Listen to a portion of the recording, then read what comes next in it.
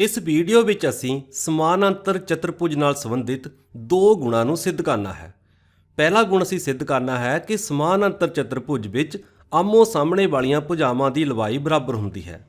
ਇੱਥੇ ਸਾਡੇ ਕੋਲ ਇੱਕ ਸਮਾਨਾਂਤਰ ਚਤੁਰਭੁਜ ਹੈ, ਚਤੁਰਭੁਜ ABCD, ਅਤੇ ਅਸੀਂ ਸਿੱਧ ਕਰਨਾ ਹੈ ਕਿ ਇਸ ਦੀਆਂ ਆਮੋ ਸਾਹਮਣੇ ਵਾਲੀਆਂ ਭੁਜਾਵਾਂ ਭਾਵ ਭੁਜਾ AB ਅਤੇ ਭੁਜਾ CD ਇਹਨਾਂ ਦੋਨਾਂ ਦੀ ਲੰਬਾਈ ਦਾ ਮਾਪ ਆਪਸ ਵਿੱਚ ਬਰਾਬਰ ਹੈ। ਇਸੇ ਤਰ੍ਹਾਂ ਦੂਜੀਆਂ ਆਮੋ ਸਾਹਮਣੇ ਵਾਲੀਆਂ ਭੁਜਾਵਾਂ ਭੁਜਾ AD ਅਤੇ ਭੁਜਾ BC ਇਹਨਾਂ ਦੋਨਾਂ ਦੀ ਲੰਬਾਈ ਵੀ ਆਪਸ ਵਿੱਚ ਬਰਾਬਰ ਹੈ। ਇਸ ਦੇ ਲਈ ਆਓ ਪਹਿਲਾਂ ਅਸੀਂ ਇੱਕ ਵਿਕਰਨ ਖਿੱਚ ਲੈਂਦੇ ਹਾਂ। ਇੱਥੇ ਅਸੀਂ ਬਿੰਦੂ D ਨੂੰ ਬਿੰਦੂ B ਨਾਲ ਮਿਲਾ ਕੇ ਇੱਕ ਵਿਕਰਨ ਖਿੱਚ ਲਿਆ ਹੈ। ਹੁਣ ਇੱਥੇ ਇਹ ਵਿਕਰਨ ਇਹਨਾਂ ਭੁਜਾਵਾਂ ਦੀ ਕਾਟਵੀਂ ਰੇਖਾ ਦੇ ਰੂਪ ਵਿੱਚ ਕੰਮ ਕਰ ਰਿਹਾ ਹੈ। ਹੁਣ ਇੱਥੇ ਸਾਨੂੰ ਪਤਾ ਹੀ ਹੈ ਕਿ ਭੁਜਾ AB ਅਤੇ ਭੁਜਾ DC ਆਪਸ ਵਿੱਚ ਸਮਾਨਾਂਤਰ ਹਨ ਅਤੇ ਭੁਜਾ BD ਜੋ ਕਿ ਇਸ ਦਾ ਵਿਕਰਨ ਹੈ ਇਹਨਾਂ ਦੋਨਾਂ ਸਮਾਨਾਂਤਰ ਰੇਖਾਵਾਂ ਨੂੰ ਕੱਟ ਰਿਹਾ ਹੈ। ਅਤੇ ਅਸੀਂ ਇਹ ਜਾਣਦੇ ਹਾਂ ਕਿ ਜਦੋਂ ਦੋ ਸਮਾਨਾਂਤਰ ਰੇਖਾਵਾਂ ਨੂੰ ਇੱਕ ਰੇਖਾ ਕੱਟਦੀ ਹੈ ਤਾਂ ਅੰਦਰਲੇ ਇਕਾਂਤਰ ਕੋਣਾਂ ਦਾ ਮਾਪ ਬਰਾਬਰ ਹੁੰਦਾ ਹੈ। ਇੱਥੇ ਸਾਡੇ ਕੋਲ ਕੋਣ ਬਣ ਰਿਹਾ ਹੈ ਕੋਣ ABD, ਇਹ ਕੋਣ ਬਣ ਰਿਹਾ ਹੈ। ਹੁਣ ਇਸ ਕੋਣ ਦਾ ਅੰਦਰਲਾ ਇਕਾਂਤਰ ਕੋਣ ਹੈ ਇਹ ਕੋਣ CDB, ਅਤੇ ਅਸੀਂ ਜਾਣਦੇ ਹਾਂ ਕਿ ਇਹਨਾਂ ਦੋਨਾਂ ਕੋਣਾਂ ਦਾ ਮਾਪ ਆਪਸ ਦੇ ਵਿੱਚ ਬਰਾਬਰ ਹੋਏਗਾ। ਤਾਂ ਇੱਥੇ ਅਸੀਂ ਲਿਖ ਲੈਂਦੇ ਹਾਂ ਕਿ ਕੋਣ ABD ਇਸ ਦਾ ਮਾਪ ਬਰਾਬਰ ਹੋਏਗਾ ਦੂਜਾ ਕੋਣ CDB, ਇਹ ਦੋਨਾਂ ਹੀ ਕੋਣਾਂ ਦਾ ਮਾਪ ਆਪਸ 'ਚ ਬਰਾਬਰ ਹੋਏਗਾ। ਹੁਣ ਦੂਜੇ ਪਾਸੇ ਦੂਜੀਆਂ ਦੋ ਭੁਜਾਵਾਂ AD ਅਤੇ BC ਇਹ ਦੋਨੇ ਭੁਜਾਵਾਂ ਵੀ ਆਪਸ 'ਚ ਸਮਾਨਾਂਤਰ ਹਨ ਅਤੇ ਇੱਥੇ ਵੀ ਇਹ BD ਜੋ ਵਿਕਰਨ ਹੈ ਇਹਨਾਂ ਦੋਨਾਂ ਨੂੰ ਕੱਟ ਰਿਹਾ ਹੈ। ਤਾਂ ਇੱਥੇ ਵੀ ਇਸ ਕੋਣ ADB, ਇੱਥੇ ਅਸੀਂ ਡਬਲ ਲਾਈਨ ਲਗਾ ਲੈਂਦੇ ਹਾਂ, ਕੋਣ ADB ਦਾ ਇਕਾਂਤਰ ਕੋਣ ਇਹ ਕੋਣ ਬਣ ਰਿਹਾ ਹੈ, ਇਹ ਦੋਨੋਂ ਹੀ ਆਪਸ 'ਚ ਇਕਾਂਤਰ ਕੋਣ ਹਨ ਤਾਂ ਇਹਨਾਂ ਦਾ ਮਾਪ ਵੀ ਆਪਸ ਦੇ ਵਿੱਚ ਬਰਾਬਰ ਹੋਏਗਾ। ਤਾਂ ਇੱਥੇ ਅਸੀਂ ਲਿਖ ਲੈਂਦੇ ਹਾਂ ਕਿ ਕੋਣ ADB ਇਸ ਦਾ ਮਾਪ ਬਰਾਬਰ ਹੋਏਗਾ ਕੋਣ CBD ਦੇ, ਇਹ ਦੋਨਾਂ ਦਾ ਮਾਪ ਬਰਾਬਰ ਹੋਏਗਾ। ਇੱਥੇ ਇਸ ਦਾ ਕਾਰਨ ਲਿਖ ਲੈਂਦੇ ਹਾਂ ਕਿਉਂਕਿ ਇਹ ਦੋਨੋਂ ਹੀ ਅੰਦਰਲੇ ਇਕਾਂਤਰ ਕੋਣ ਹਨ,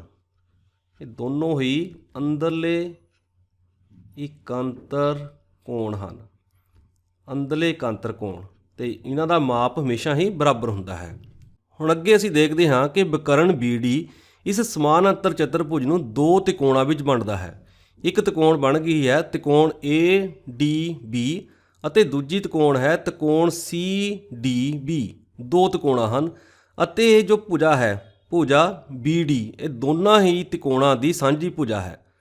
ਹੁਣ ਅੱਗੇ ਅਸੀਂ ਦੇਖਦੇ ਹਾਂ ਕਿ ਇਸ ਤ੍ਰਿਭੁਜ ਦੇ ਦੋ ਕੋਣ ਜੋ ਕਿ ਇਸ ਭੁਜਾ ਦੇ ਜੋ ਸਾਂਝੀ ਭੁਜਾ ਹੈ ਉਸ ਦੇ ਸਿਖਰਾਂ ਤੇ ਬਣੇ ਹੋਏ ਹਨ ਉਹ ਦੂਜੀ ਤ੍ਰਿਭੁਜ ਦੇ ਸੰਗਤ ਕੋਣ ਜੋ ਕਿ ਇਸ ਭੁਜਾ ਦੇ ਸਿਖਰਾਂ ਤੇ ਬਣੇ ਹੋਏ ਹਨ ਉਹਨਾਂ ਦੇ ਬਰਾਬਰ ਹਨ। ਇਹ ਕੋਣ ਇਸ ਦੇ ਬਰਾਬਰ ਹੈ ਅਤੇ ਇਹ ਕੋਣ ਇਸ ਦੇ ਬਰਾਬਰ ਹੈ ਅਤੇ ਵਿਚਕਾਰਲੀ ਜੋ ਭੁਜਾ ਹੈ ਸਾਂਝੀ ਹੈ ਉਹ ਦੋਨੋਂ ਤ੍ਰਿਭੁਜਾਂ ਦੀ ਸਾਂਝੀ ਭੁਜਾ ਹੈ।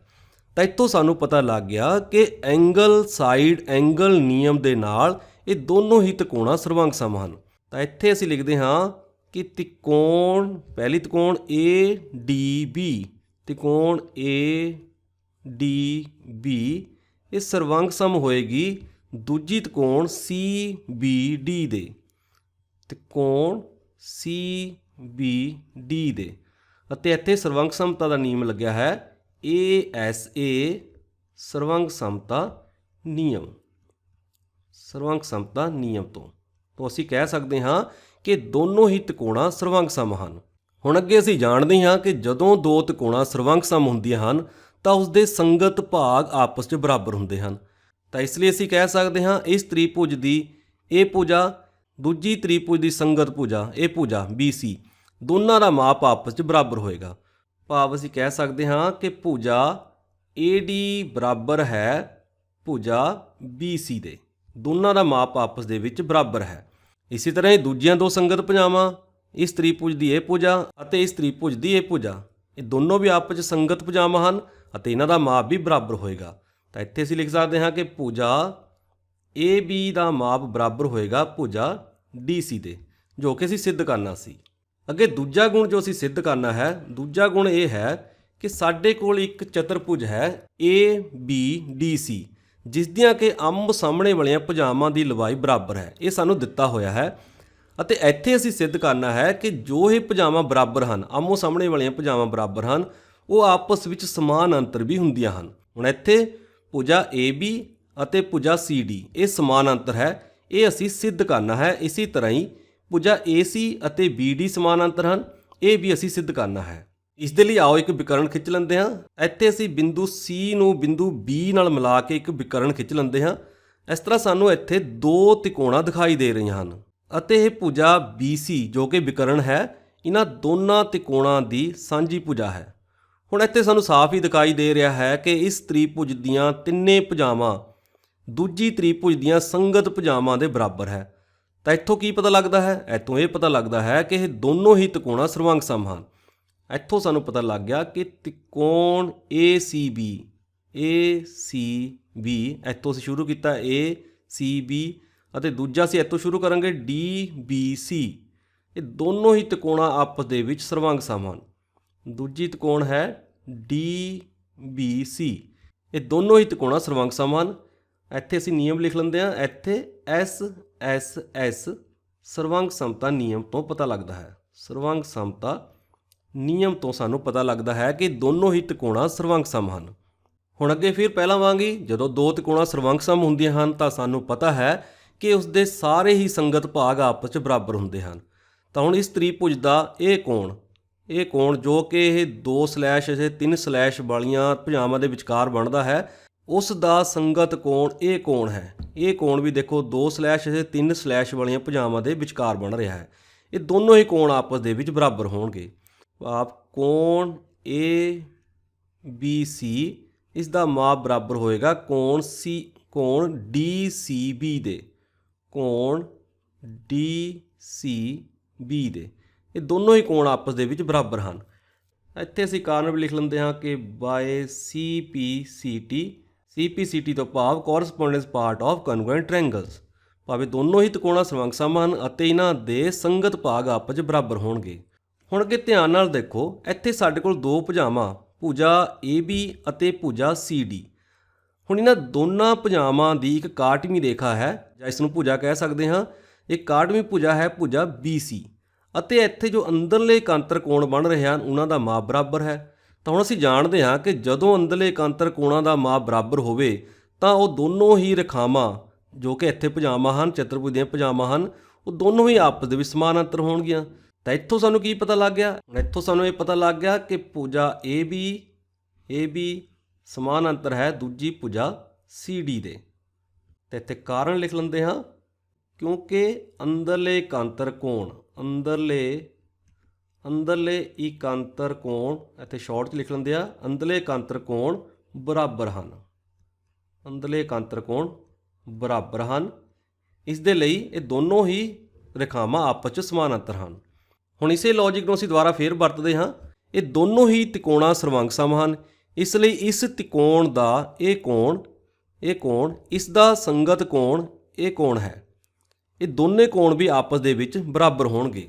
ਹੁਣ ਇੱਥੇ ਅਸੀਂ ਫਿਰ ਪਹਿਲਾਂ ਵਾਂਗ ਦੇਖਦੇ ਹਾਂ ਕਿ ਇਸ ਚਤੁਰਭੁਜ ਦੀਆਂ ਦੋ ਭੁਜਾਵਾਂ ਹਨ AC ਅਤੇ BD ਅਤੇ BC ਰੇਖਾ ਖੰਡ ਇੱਕ ਕਾਟਵੀਂ ਰੇਖਾ ਦੀ ਤਰ੍ਹਾਂ ਕੰਮ ਕਰ ਰਹੀ ਹੈ। ਇੱਥੇ ਵੀ ਅਸੀਂ ਦੇਖਦੇ ਹਾਂ ਕਿ ਅੰਦਰਲੇ ਇਕਾਂਤਰ ਕੋਣ ਆਪਸ ਵਿੱਚ ਬਰਾਬਰ ਹਨ। ਭਾਵ ਇੱਥੇ ਕੋਣ ACB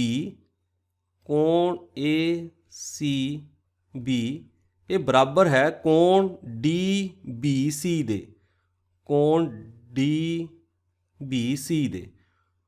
ਹੁਣ ਇੱਥੇ ਵੀ ਅਸੀਂ ਲਿਖ ਸਕਦੇ ਹਾਂ ਕਿ ਬਾਏ CPCT ਦੋਨੋਂ ਹੀ ਕੋਣ ਬਰਾਬਰ ਹਨ।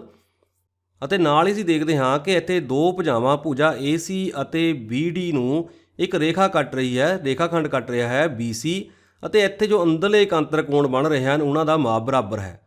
ਹੁਣ ਜਦੋਂ ਅੰਦਰਲੇ ਇਕਾਂਤਰ ਕੋਣਾਂ ਦਾ ਮਾਪ ਬਰਾਬਰ ਹੈ ਤਾਂ ਉਸ ਤੋਂ ਭਾਵ ਇਹ ਹੋਇਆ ਕਿ ਜੋ ਇਹ ਦੋਨੋਂ ਹੀ ਭੁਜਾਵਾਂ ਹਨ ਭੁਜਾ AC ਅਤੇ ਭੁਜਾ BD ਇਹ ਦੋਨੋਂ ਵੀ ਆਪਸ 'ਚ ਸਮਾਨ ਅੰਤਰ ਹੋਣਗੀਆਂ।